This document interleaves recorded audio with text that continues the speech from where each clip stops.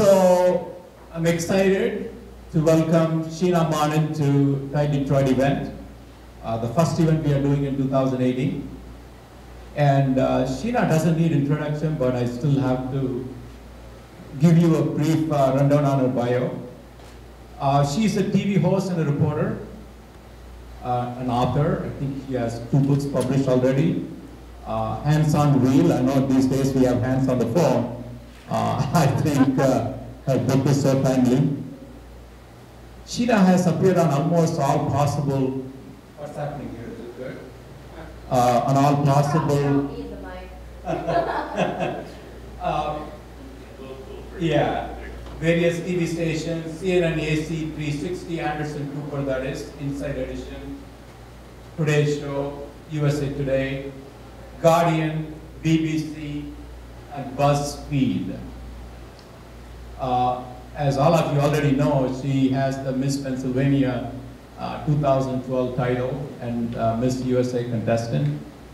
That's not why we are inviting Sheena here, but we are inviting Sheena because she's an entrepreneur and a trained psychologist. In my mind, that is a very rare combo to have. And I would say that she not only has the beauty, she has the brains, and she's very bold, and she's very amazing, and she can read people's mind. At least yours.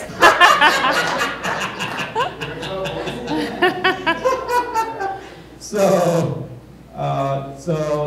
it's really an honor and pleasure to welcome Sheena Monnin here, and I think you will find her session very interesting. Right after that, we'll have a fireside chat. We'll engage with the audience. We'll ask more tough questions to Sheena. Sheena and I have been doing interview in the last couple of weeks. You know, she's been tough on me, so it is my payback time. Uh-oh. Uh-oh. So we'll see how that goes. So let's put our hands together. Let's give a warm Detroit welcome. Thank you. Do I have to use this now? Thanks so much. Awesome. Yay! Do I need this? Can I project without it? Can you guys hear me? Decently well, because this is really inhibiting. I don't like it. All right. My name's Sheena. I'm glad to be here. How are we doing today? We're doing well over here. How are y'all doing? You doing okay? Where's everybody coming from today? How far did we drive? I know, but you're from West Bloomfield, eh, Ike? Yeah, nice. What about y'all? Ann Arbor, that's like 45 minutes. I am honored. Yes. Lake Orion. Oh my goodness. How far is that, Chris? Jesus. Well, thank you so much for being here. What about this side of the room? Where? Oh, walking distance? Is that what we're dealing with today? Awesome, cool. What about you over here? Canton, I know where that is. Cool. What about you? Livonia, very nice. Well, I'm really excited to be here. Today we're going to be discussing a lot of different topics, all related to entrepreneurship and ultimately one of the foundational parts of entrepreneurship, which is using your inherent strengths and moving forward through life. Because I feel like sometimes life can beat us up a little bit and it can be easy to forget some of those strengths. So we'll be focusing on that a lot and try to keep it super positive. Before we go ahead and get started though, I would absolutely love it if we would do a verbal affirmation together. Something along the lines of, this one sounds authentic right now, today is going to be life-changing. Can y'all say that right now? Today is going to be life-changing. That's not good enough. Let's do another one. Today is going to be epic. Today is going to be epic. I think so too, so I'm glad to be here. And since we just verbalized it, that means it's absolutely going to happen. So one of the first things I want to talk about is our personal strengths and how sometimes we can lose touch with those personal strengths. Because I think we all can agree, we kind of know ourselves pretty well. Like, what do we feel over here? Do we know what our strengths are pretty well? Good. What about y'all over here? Yeah, okay, I'm going to ask you what your strengths are in a minute, so just like get thinking right there, okay? You have homework right now. One of the things that I learned about myself really, really early on, and I'm going to tell on myself a few times tonight because, you know, sometimes that just makes it more funny and more interesting. But when I was about 8 years old, I moved for probably the 5th time in my life. We moved a lot growing up in my family, and when I was 8, I moved to a brand new school in Florida. But I didn't start at the beginning of the school year. I came in late. And so I was a stranger to all these people who had already connected with each other. And when I walked in the first day, so my favorite color is pink. I was adorned in pink from head to toe. And I had pink pencils and a pink backpack. And I just felt like a superstar and I was ready to go. Third grade was waiting for me, right? And I was the new kid in class and I didn't really mind that much. I always like meeting new people. And everything went really well for like the first week. And then another new girl came into class. And she was also late, but her favorite color was purple. And I was like, pink trumps purple, so we're okay, like we're doing okay right now. But we were fine, like a couple days we were fine. And then Friday came, and I'm packing up my backpack, you know how it goes, and I noticed that these brand new pink pencils that my mom had bought for me for that school year, I was missing 2 of them. And I'm not really good at math, so I was like, oh, that's fine. Maybe I miscounted. Maybe I have 4 instead of 6. I don't know. And so I went home for the weekend. I was like, fine, I'm going to find it. Not a big deal. And I go back on Monday. I couldn't find them. I was getting really upset because, you know, I'm in 3rd grade, right? And I'm like, where are my pencils? So I look in the lunchroom. They're not there. I look in all of the cubby holes in my classroom. They're not there. I asked my teacher, Mrs. Reeves, can you help me find my pencils? Because I'm feeling really sad because I lost them. And she's helping me find my pencils. And the next thing I know, half the school is helping Sheena find her pencils. And do you know where those pencils were? In the new girl's little cubby hole.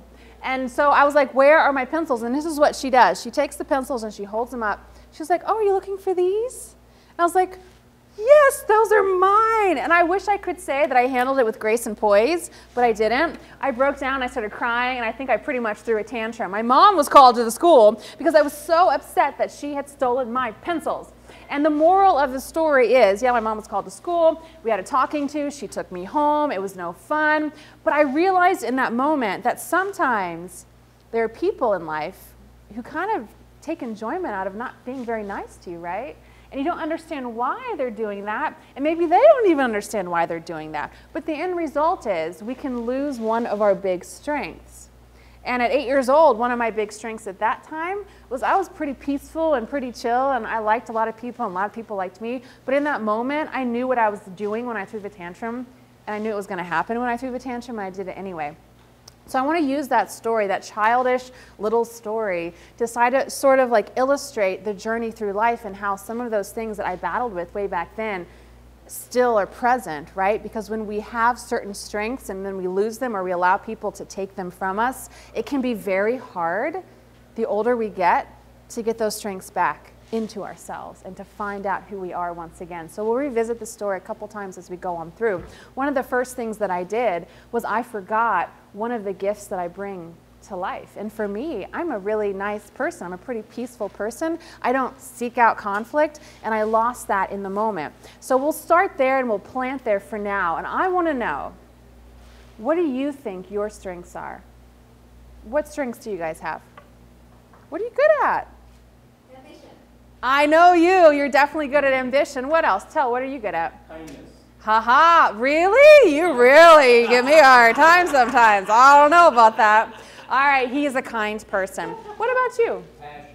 Passion. These are all really awesome emotional words. What about you? Problem solving. Problem solving. I like it. What about you? Positivity. Haha, I can feel that in your emails for sure. What about you in the back? Passion also. Passion also. What about you? I think I find ways to help people. Yes. That's great. Awesome. Cool. What about you, Ike? Schmoozing. Ah, I know that firsthand. Absolutely. What about you, Brees? Empathy. Nice. What about you right here? Problem solving. Really? Can that rub off on me, please? Because I can be really flighty. What about you in the back? Working hard. That's admirable. What about you right there? Being open-minded. Fascinating. What about you? I'd say it's empathy and helping. Empathy and helping people. What about you right here? Energy. I like it. And you? Focus. And where did Bill go? Bill, what's yours? Awesome. Good. So it can be really challenging sometimes to lose touch with our strengths. I think that at our very best, we know what our strengths are. But when conflict comes, where do those strengths go? They get hidden, right? They go out the window. And all of a sudden, what pops up instead? Anxiety are defenses, right? And defensive Sheena isn't the same as kind, calm Sheena, and it's the same for all of us. That's how psychology works. So if you are going for a goal in life, if you are wanting to be an entrepreneur, if you have a goal that you want to achieve, and you don't understand the difference between normal, happy me and then the me that pops out, sometimes at random, when things aren't going well, then we can't control the situation to force ourselves back into the happy arena. And that's one of the greatest powers about psychology, is controlling the situation. So I want to visit this concept as we go through, because it's not always easy to force ourselves to go back. But if we can, what will follow? Do you think people like other people who are happy and great and empathetic and energetic and kind-hearted and all of these things? Or do they like the people who throws a tantrum and falls on the floor and screams, right? They like nice people. And so if you want people to follow you, you have to find a way to connect with that energy, especially when you don't feel like it. That's really important to do. Also, another thing to consider is who in your life helps you to reconnect with that energy. Do you have supportive people in your life? Do you know who they are? Do they really have your back, or do you just think that they do? These are things that you have to consider, because depending who you talk to in those moments when you're upset, they have a lot of power over you in that moment, because you're not okay and you're upset, and they can really guide you one way or the other. So knowing who's actually in your corner is another piece of that puzzle as well. I want to tell you a little bit about one of my first coaches that I hired when I was starting my entrepreneur journey. It was not a good experience, but I didn't know any better. So I was really excited. I was going to start custom life design, and I wanted to use my degree in psychology to help people, but I knew that my personality wasn't really wired to do the whole counseling thing. I just didn't have that kind of peaceful aura about me. And so I found that I was winding people up a little bit too much. So I thought, you know, why not start a consulting company and use that energy for something really, really good?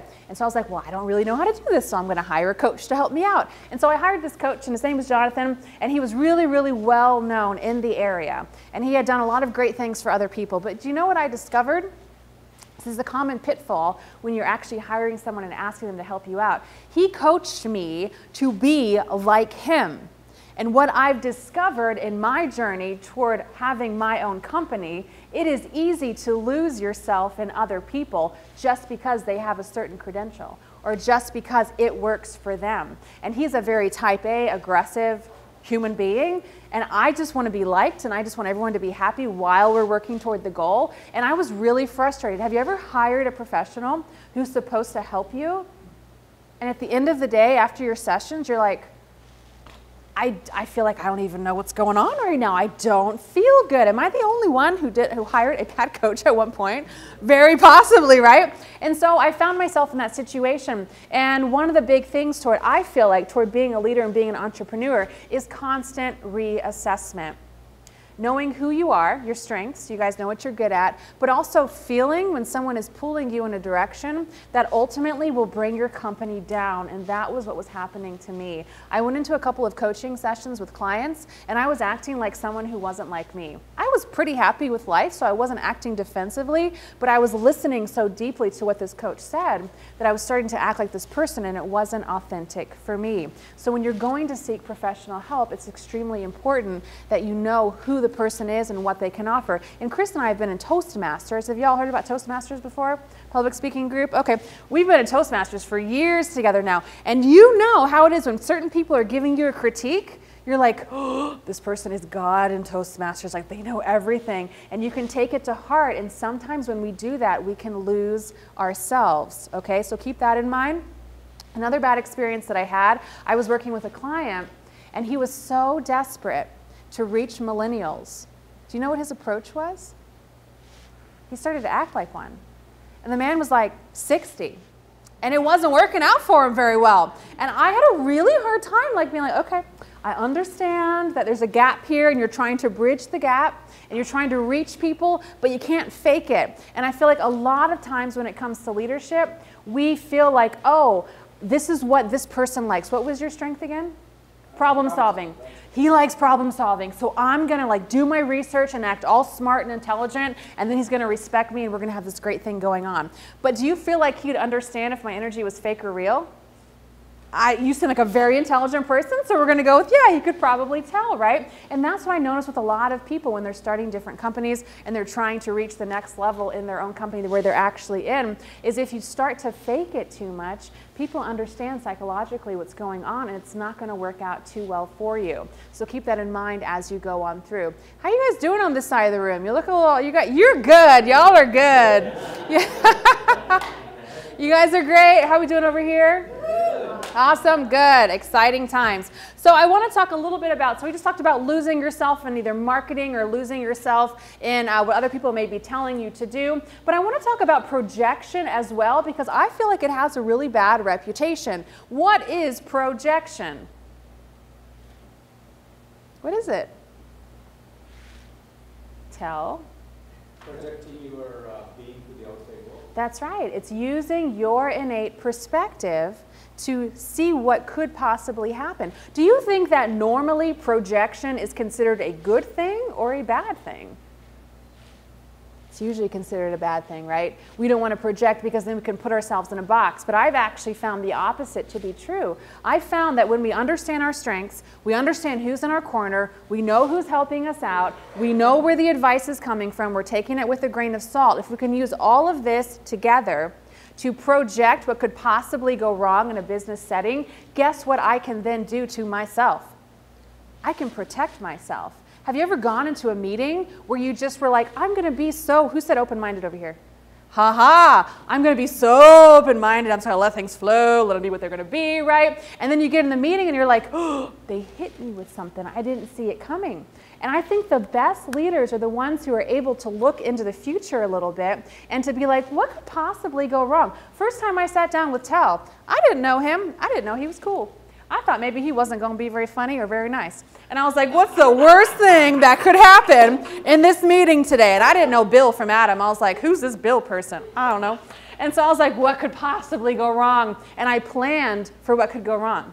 And that first interview meeting that I had, and because of that, I was pleasantly surprised. He has personality. He's really fun to work with. This is amazing. And I feel like sometimes, in all sincerity, sometimes when we go into these business situations and business meetings, honestly, how much do you prepare? You might prepare for what you're going to say, but do you actually think about all the wrong ways they could take your information and all the ways it could go wrong? I mean, am I the only one who does this? It's very possible. But if you do that, guess what you're able to do? You're able to jump ahead of people and you're able to overcome some of those negative things that could possibly be said and possibly do. And I feel like a lot of people when it comes to projection, they're like, no, you shouldn't do that. It's not a good thing to do. But if you look at the psychology behind it, I feel like it actually makes you feel really safe. It can actually be a really good thing. Like if you approach a charity and you're like, get this t-shirt. This is the best t-shirt ever. Or get this graphic designer. Get this, that, and the other. Think about, well, what 50,000 ways could they say no? And then you're already 10 steps ahead because you've already problem solved and been like, well, here's my 51 ways that's going to work for you, right? And I feel like a lot of times we don't take the time to do that, and it could be extremely important, something to consider. All right, so moving on. We talked about the journey, we talked about where it starts, psychology, a little bit about projection. I want to talk a little bit about freedom and what it means in terms of leadership and psychology. What does freedom mean to you in your personal life? What does it mean? Anyone want to share? Independence. I'm right there with you. Yeah, you and I have a lot of synchronicity going on, for sure. What else? What about you, problem solver? Really? Okay, nice, great. What about you? Autonomy. Yes, autonomy, independence, flexibility. Anything else? Speed. Yeah. Picketing, right? Marching for rights. Jim, I saw you, your body language changed. Do you have an idea? What I want to do. Yeah, right, absolutely. Who generally tells us what to do? I understand that coming from you, Ike, absolutely. Yeah, so I feel like basically freedom is the same, but it's also very, very different for a lot of people. And what stops us from freely pursuing what we want? Do you know what the one big psychological roadblock a lot of us have? And we don't want to admit it. Fear. Yeah, absolutely. That's what holds us back. And it's so easy to be like, fear, whatever, I got this one in the bag. But in reality, not so much. In reality, it can be crippling. In reality, it can be that teeny tiny little voice that reminds you of all the ways you failed before. And you can be putting on a bold front, but in your head, you're not going to take the step out because you're like, what if, what if, what if? And so I had that experience happen to me a couple of years ago. Yeah, Ike, what's up? Well, this is too good an opportunity for me to pass up. I'm sure you heard, if you break down the letters of fear, F-E-A-R, the real meaning is false evidence of actual reality. I've seen that before. I like that one. Did everyone hear false evidence of actual reality? It is the story we're telling ourselves. I was about to get in that right away. Do you want to step up? Do you want to? No, stay, stay. You're fine. I know, Ike. No, no, you stay. So, I'm sure, absolutely. All right, so one of the things that happened to me in my life, and it's a stupid story, but it kind of resonates, I think, with a lot of people. So I'm not naturally this hair color. I have black hair normally because it's as dark as yours right there. And so I was like, I am done with dark hair. I'm changing it up. And so a couple years ago, I'm 33 now, like 28 I think I was like, Sheena's going blonde. It'll be so exciting. And I made the appointment and I was there and I was like ready for it. And she's like, oh, it'll be like 2 hours and you'll be out. It'll be fine. I was like, yay, I can go back to work, right? 5.5 hours later, I was still in the chair, and she's like, well, we're having a little bit of a difficulty lightening you from like a level 1 to like a level 8. And I was like, that's fine, no worries. So she gets done, and she's rinsing me out, and she takes the foils out, and I see the look on her face. She's like, oh my. Oh my. She's like, let's rinse this a little bit more. Let's see what's going on. And so she's like drying it off, and then she turns me around to look in the mirror. I had orange hair, like candy corn orange hair. And I was like, I have been dreaming about this day for a few years now. What are you going to do to fix this mess? She's like, well, I got a son, and I got to go pick him up from daycare, and I can't do it right now. She's like, but you can go back tomorrow. And was I in Toastmasters? Did you see my orange hair? It was a mess. It was like candy corn orange. And I was upset. And so I come back the next morning. I rearrange appointments. She's like, I've talked to my boss. We're going to put ash in it, and it's going to be this nice, really pretty blonde. It was almost 7 hours later. She's rinsing out my hair, and she's like, oh my. And I was like, oh my, what? And so she flips me around in front of the mirror. My hair was green. My hair was Joker green. It was green, friends. Like there was no way around, Christmas tree on my head. And I was like, what have you done? And so the moral of the story is what actually I did afterwards, because we can't control what people do to us. We can. Like we maybe hire a service and it's not what we think. We may go for a job and it's not what we think. That's out of our control. But what do we control? How we respond to it. Remember that little story in the beginning? I reacted and I threw the tantrum. Well, I wanted to throw a tantrum, friends, but I didn't do that. I decided to respond and control myself. And so I was like, okay, so I'm just going to leave now. This is a free service. Obviously, I don't pay for green hair. That's not realistic, so I'm leaving. I left and I was like, I went to the next, literally down the street, a salon. I'm like, make me brown again. Blonde is out of the question. And I went back to safe brown hair for a while. And I had told so many people that I wanted to go blonde, they started asking me, why aren't you trying again?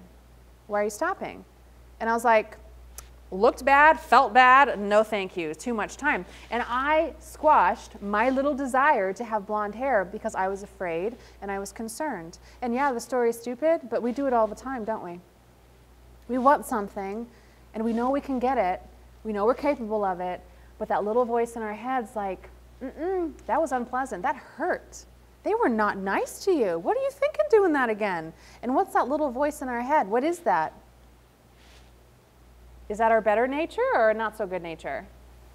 It's our not so good nature, right? So that's the one that we have to fight against. And I feel like a lot of times when we have goals in life, that little voice is more powerful than a million loud voices yelling at us from the outside saying, you can't do it. Because what do I care what Bill has to say? What if Bill says I can't be blonde? I'm gonna be like, I don't care what you say, but my voice in my head, that I care about because that I live with all the time. And that little niggling voice can actually be more destructive, I feel, than a lot of external voices. So I feel like that's something else to consider because we can't really be free. Like, was I living in freedom after that? No, I was in bondage. I was afraid. I was concerned. And I don't think people who actually reach a lot of these leadership positions can do so while living in bondage. And for you, bondage usually manifests the opposite of what your strength is, right? that's how it comes out. My strength is this, or I have 15 strengths, and what is my bondage? The opposite. It's the things that hold me back from attaining that higher level of being, that higher awareness of who I am. All right, how are we doing on time? Whoa, I like to talk. Let's wrap up a little bit. Okay. So I want to talk a little bit about setbacks and how we relate to them psychologically. Are we hanging in there okay? Are we doing all right? Yeah? Tonight is life-changing? Yes. No, no, no, no. Tonight is epic, right? That's what we're going for. All right. One of the biggest things that sets us back is actually our body language. Don't move. Don't move. Look around. What are we saying to each other with our body language right now? What am I saying? Hello, right? What are we saying? What are we communicating? Disinterest, interest, curious. I'm not so sure about this girl. Who is she? What's she all about? You know, body language is extremely important. Tel and I were discussing it recently because on camera especially, you can't hide anything, right? If I slouch down a little half an inch on camera, it looks like a foot, right? And so it's important, I feel, if you want to control the situation, if you feel like people are being negative about you, to understand what your body language is doing. So I'd love to ask you right now to just give me your best body language. Sell yourself, just like adjust. Chris, you're good. I like Chris. Yeah. See, what happened? We all just got a little bit happier. We're aware of our bodies. Do you know how often psychologically we disconnect from our own bodies? That's not healthy. And we do it all the time. Why? We're busy, disinterested. No one talked to us about it. But when we're in touch with our bodies right now, do you feel better or do you feel worse? I'm like, if you say worse, I'm going to be like, there's the door, because that is not the right answer. We usually feel better, and all of these little things do work together to help us to be a lot more successful. So do be aware of your body language as you go through life, all right? When it comes to, last thing, I promise, I've got like 15 things to talk about, but last thing, when it comes to dealing with difficult people, am I the only one who has difficult people in my life? Like, do you guys? Okay, I didn't think I was riding solo. I got difficult people. Tel is not one of them, by the way.